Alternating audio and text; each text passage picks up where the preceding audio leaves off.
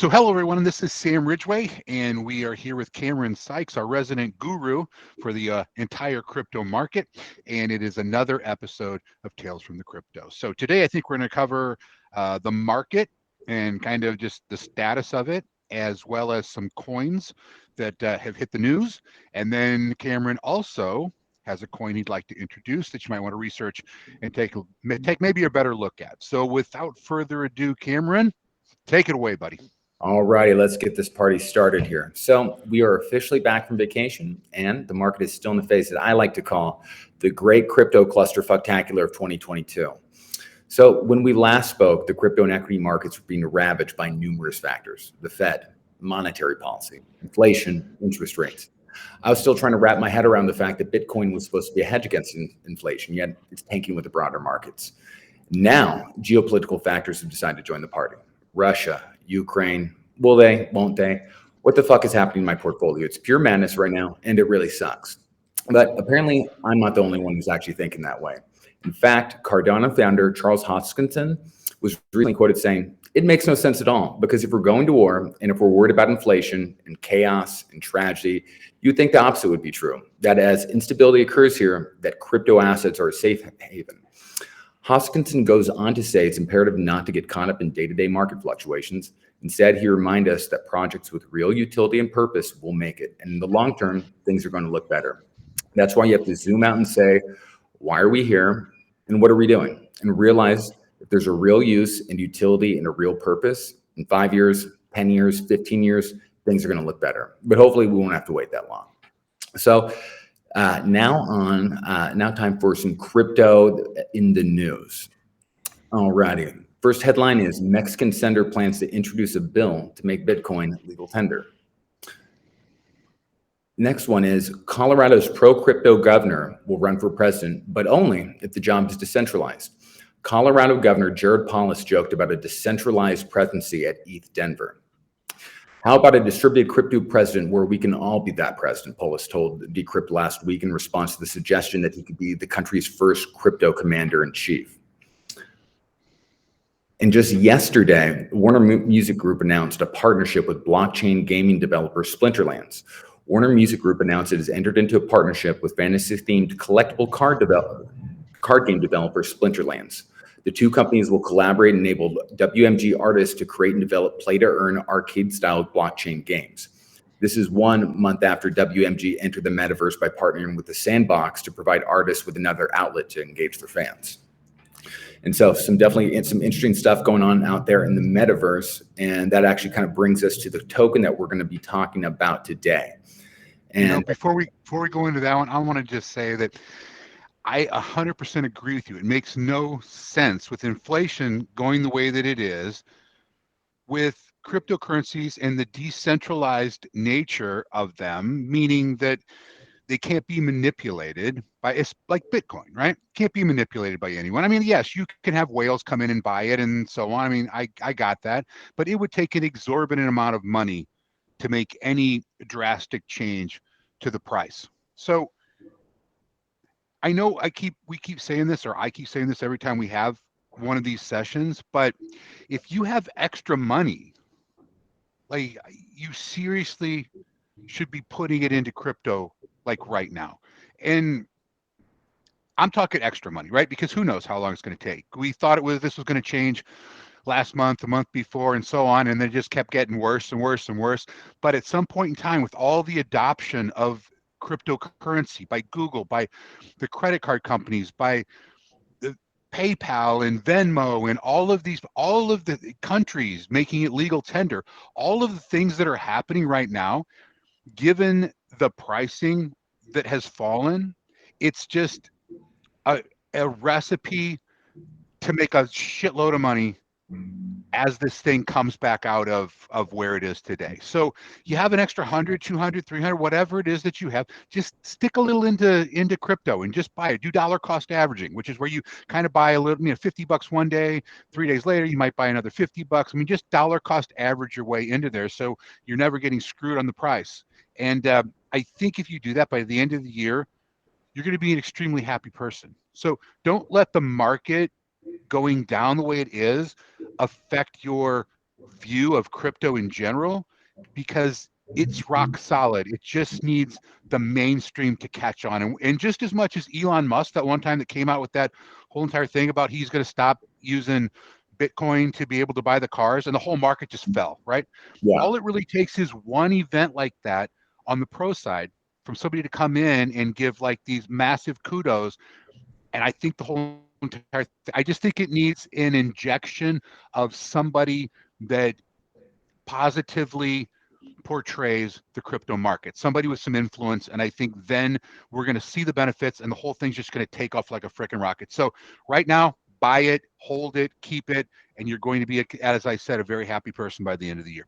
All right. Yeah. Sorry, Cameron. No, I totally agree with you. I mean, right now it sucks, but the smart money is buying, and the smart money is buying in big. So despite all the stuff that's been going on, I mean, 2021, there is more venture capital funding going into crypto projects than there had been in all prior like human history. So last year, there was about $33 billion of VCs funding going into startup crypto projects, which, as I said, had been more than any other year in human history combined.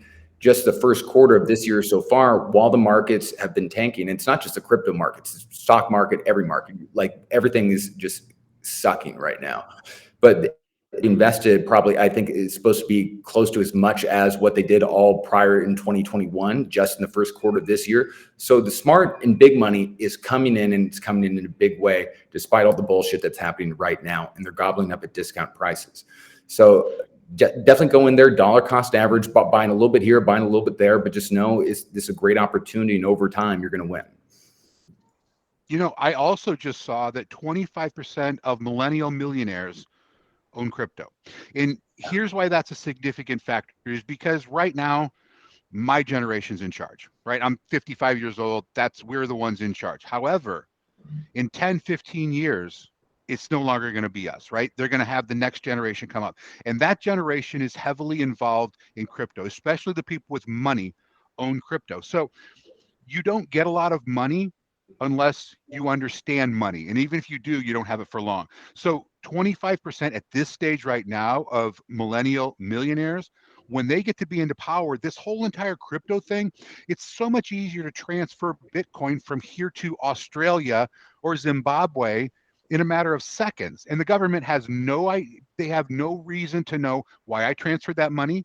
They have nothing to do with it. They can't freeze my account. None of these things can happen. There's no intermediary between there tacking on a couple extra points. We're talking about as far as the DeFi loans and so on, there's no middleman there. You're entering a smart contract between someone else. So you don't have 50 people in the middle taking a piece of that to where your interest rate is, 6, 7, 8% or whatever. I mean, this is just so much smarter, so much faster than the existing system that there's no way that this isn't going to be the way we conduct financial business in the next 5 years. And at the pricing that once it catches on and the pricing starts going way up, I swear you're going to look back at this time and you're going to be like, why didn't I just put $100, $200 a week into this thing and get it at these rock bottom prices when I could? You're going to kick yourself if you don't do that. Oh, yeah. I mean, it's a no-brainer. I mean, regardless of what happens and then has happened the last 2 months and what will happen the next however many months, none of that makes any difference over the long term. It's an undeniable force of nature that the fact of the matter is crypto is essentially going to consume the entire world. All venture probably by the end of the year, every venture capital fund that considers himself a venture capital fund will be invested in the crypto space. There'll just be no point of it. That's where all the innovation in the world is happening. And so that's an undeniable fact of life. It's going to revolutionize the world. All this crap that's happening right now is bullshit, and it's allowing you to buy this up cheap. So what are you waiting for? Right. And if we talk about the retail market, if you don't think for 1 second with the metaverse that you can put on a pair of goggles and walk into a mall and go through the stores at the mall and look at shirts and shoes and pick them up and turn them around and see what they look like on you in a virtual if you don't think shopping is going to go to that place, you're crazy. Like, we are so conditioned, especially after pandemic, we're at home, right? Like people work from home. That's what we do now. I get my groceries brought to Oh yeah. my house and they get dropped off on my porch. Amazon doesn't drive into my driveway. It backs into my driveway, beep, beep, beep, when it unloads Christmas every freaking day. You give my wife a glass of wine and a computer, and Amazon, if I don't get a Christmas card from Bezos, I'm going to be pissed off. So that's the way we conduct business right now. So if you don't think that when you go shopping and you can walk into a retail store and basically see what you would see if you walked into a retail store anyway, like physically walked in there, and it gets shipped directly to your house, or you can customize a pair of shoes to where they're your shoes. And like you have an NFT you can wear in the virtual world, but you also have that same pair of shoes you can wear in the physical world. If you don't think this is coming, you're It is. crazy. This Yeah. is coming, and crypto is the backbone of this. This is how it gets paid. So anyway, yeah. So what coin do you have today? Alrighty, so we're going to keep in the metaverse. We're going to be talking about Blocktopia, and its ticker symbol is BLOK.